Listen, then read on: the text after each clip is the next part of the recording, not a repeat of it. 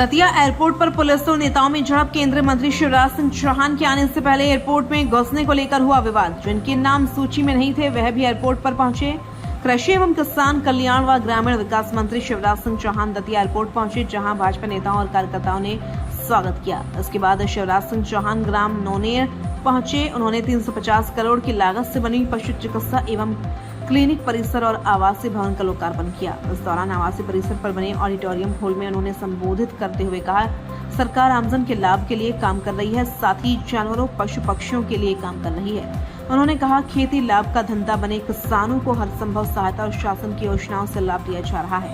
पशु एवं मत्स्य विभाग अस्पताल प्रदेश का सबसे बड़ा चिकित्सालय है, साथ ही विश्वविद्यालय भी है जहां छात्र शिक्षा ले सकेंगे।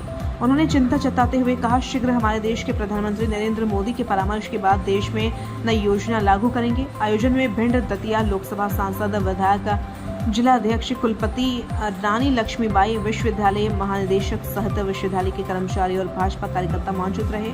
वहीं देखने में आया, भाजपा पूर्व गृह मंत्री नरोत्तम मिश्रा कहीं नजर नहीं आए। सूत्रों की माने तो दतिया में जिन्हें विकास का मसीहा कहा जाता था उन्हें बुलाया ही नहीं गया।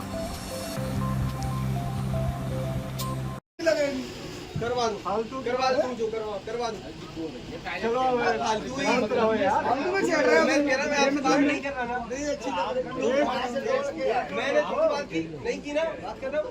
अरे भाई साहब क्या छोटी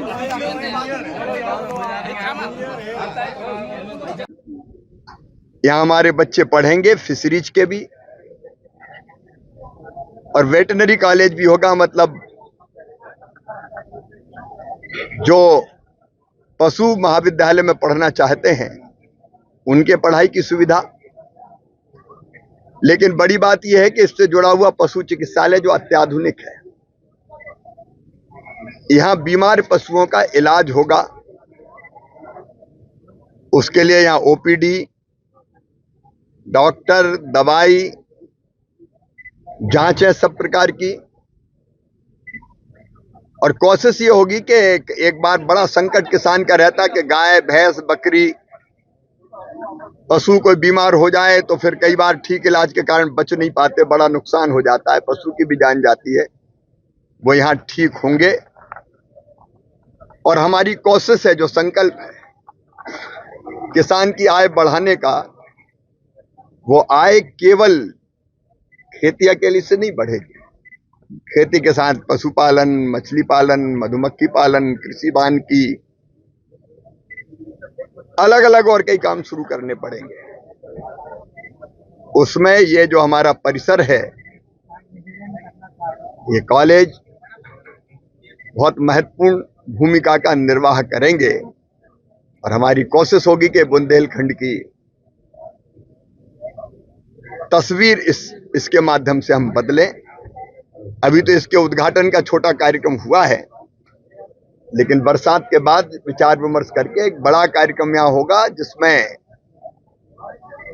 हम कैसे पशुपालन और मछली पालन के क्षेत्र में आगे बढ़ के अपनी आय बढ़ाएं, किसान भाई और गरीब, उसका भी हम पूरा प्रयत्न करेंगे।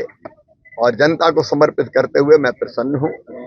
जलवायु परिवर्तन के खतरों से निपटने के लिए आज ग्वालियर में भी एक कॉन्फ्रेंस हुई है, विशेषकर गेहूं और जौ के क्षेत्र में।